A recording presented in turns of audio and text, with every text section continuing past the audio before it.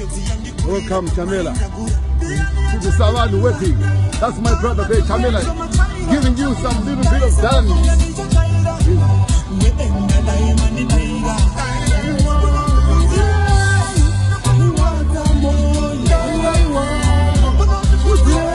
Chamela, give them one more.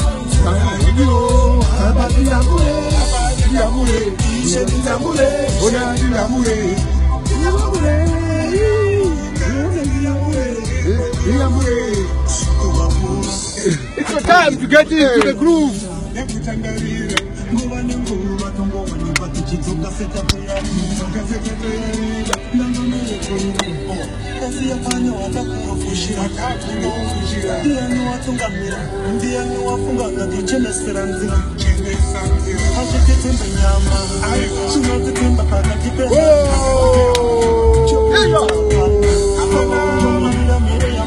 Yeah,